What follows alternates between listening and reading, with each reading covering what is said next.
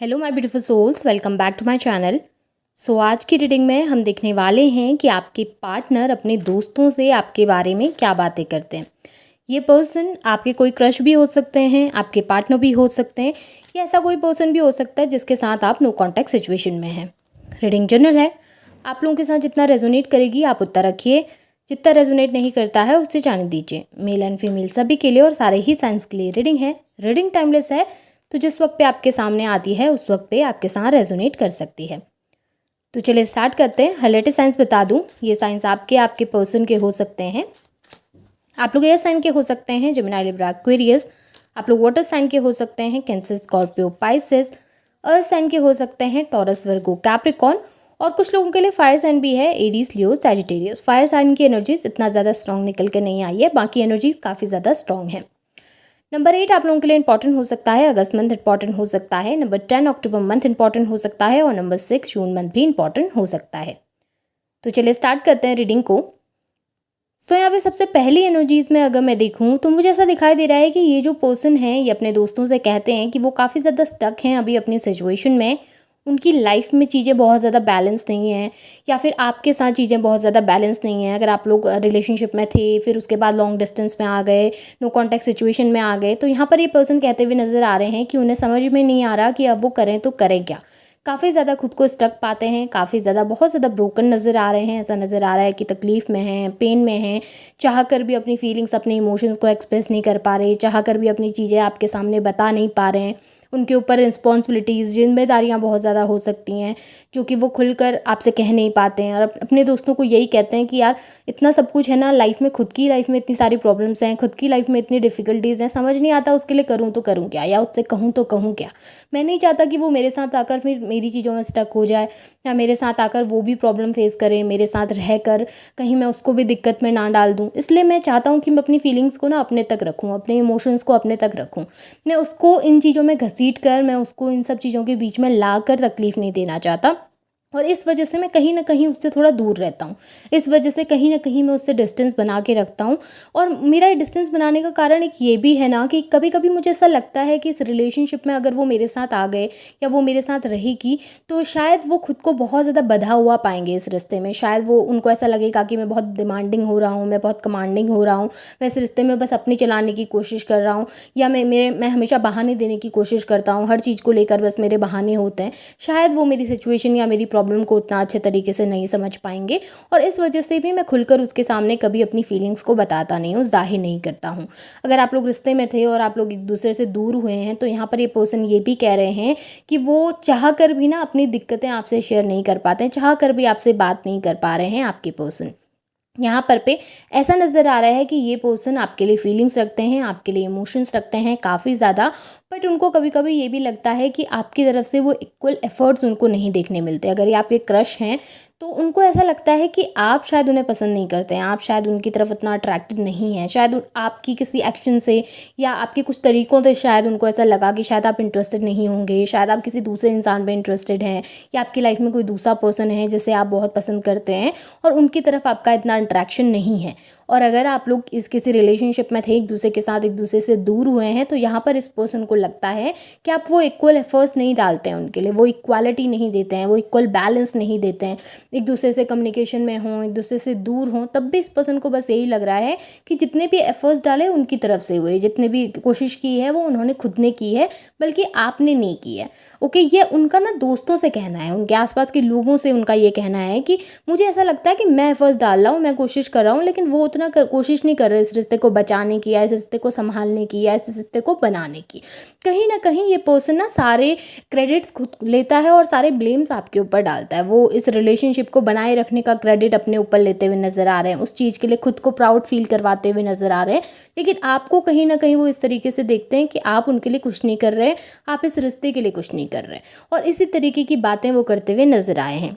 यहाँ पे मुझे ये भी दिख रहा है कि वो अपने दोस्तों से कहते हैं कि कभी-कभी ना उनको ऐसा लगता है कि आप बहुत ज़्यादा कमांडिंग हो जाते हैं, कभी-कभी उनको ऐसा लगता है कि आप बहुत ज़्यादा ब्लंट हैं बहुत सारी चीज़ों को लेकर, आप सोचते समझते नहीं हैं बोलने से पहले। आपको कुछ बुरा लग रहा है तो आप सीधे से जाकर बोल देंगे, कुछ अच्छा लग रहा है तो भी सीधे से जाकर बोल देंगे। आप वो पर्सन नहीं है जो घुमा-फिरा के बातें करें, आप वो पर्सन नहीं है जो छुपा कर बातें करें या फिर जो सिर्फ़ वही बातें करें जो सामने वाले को अच्छी लगती है। आपको जो सही लगता है आप वो बोलते हैं, जो गलत लगता है वो बोलते हैं। आप कभी भी किसी के सामने अच्छा बनने की कोशिश नहीं करते हो। बट कभी-कभी उनको ना ये चीज़ें आपकी बहुत अच्छी भी लगती हैं और कभी-कभी ये चीज़ें उनको आपको आपकी बुरी भी लगती हैं। उनको लगता है कि ठीक है, जो भी है, जैसा भी है, बहुत ज़्यादा एरोगेंट नहीं होना चाहिए। बहुत ज़्यादा कभी-कभी ऐसा लगने लगता है कि आप बहुत एरोगेंट हो जाते हैं, बहुत गुस्से में आकर कुछ बोल देते हैं और बोलने से पहले 2 बार सोचते नहीं हैं। तो उनको लगता है कि ठीक है, आप ओपन माइंडेड हैं, ठीक है, आप एक दिल के बहुत साफ़ हैं, बहुत अच्छे हैं, लेकिन कभी-कभी थोड़ा-सा मिठास रखनी भी ज़रूरी है। कभी-कभी थोड़ा-सा दूसरे को क्या अच्छा लग रहा है उस हिसाब से भी बोलने की ज़रूरत होती है। ऐसा इस पर्सन को लगता है, पर ज़रूरी नहीं है कि ये सही है। आप जो जैसे भी हैं, जिस भी तरीके के इंसान हैं, आप बहुत बेहतरीन इंसान हैं। अगर आप अपने पॉइंट ऑफ व्यू रखते हैं लोगों के सामने तो वो बहुत अच्छी चीज़ है। लेकिन इस पर्सन को लगता है कि आप कभी-कभी बहुत ज़्यादा अपने पॉइंट्स रखना स्टार्ट कर देते हैं और उनकी चीज़ों को नहीं सुनते। यहाँ पे इस पर्सन को ना आपकी वो भी चीज़ें अच्छी लगती हैं कि आप कितना सच बोलते हैं, कि आप कितने ज़्यादा लॉयल हैं चीज़ों को लेकर, आप कितने ज़्यादा रिस्पेक्टफुल हैं लोगों के साथ, अपने आसपास के लोगों के साथ, अपने रिलेशनशिप में आप कितने ज़्यादा लॉयल रहते हैं, अपने रिलेशनशिप में आप कितना ज़्यादा ओपन हैं, अपने रिलेशनशिप में आप कितना ज़्यादा सच बोलते हैं उनसे।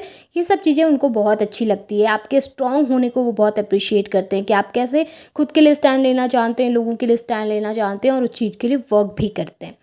इस पर्सन को आप बहुत ज़्यादा खूबसूरत लगते हैं। इस पर्सन को आप एक ऐसे इंसान लगते हैं जो बहुत अट्रैक्टिव हैं, जो बहुत ज़्यादा खूबसूरत हैं, जो खुद को प्रेज़ेंट करना जानते हैं और आपकी इस अदा की वजह से लोग आपकी तरफ अट्रैक्ट होते हैं।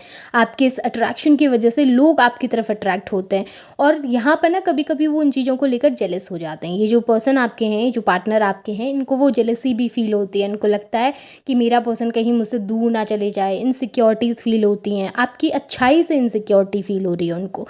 कि आप इतने अच्छे हैं कि हर कोई आपको पसंद करेगा, आप इतने अच्छे हैं कि आप तो कितना अच्छा पार्टनर डिज़र्व करते हैं, आप इतने अच्छे हैं कि आपको दुनिया की सारी खुशियाँ रिसीव हो सकती हैं, हर एक चीज़ आपको रिसीव हो सकता है।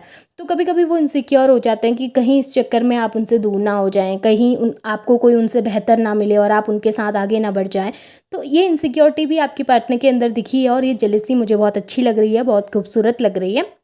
यहाँ पे मुझे ये भी नज़र आ रहा है कि आपके ये जो पर्सन है ये आपके सामने अपनी फीलिंग्स को एक्सप्रेस करना चाह रहे हैं, बताना चाह रहे हैं आपको, लेकिन वो रिजेक्शन से डरते हैं।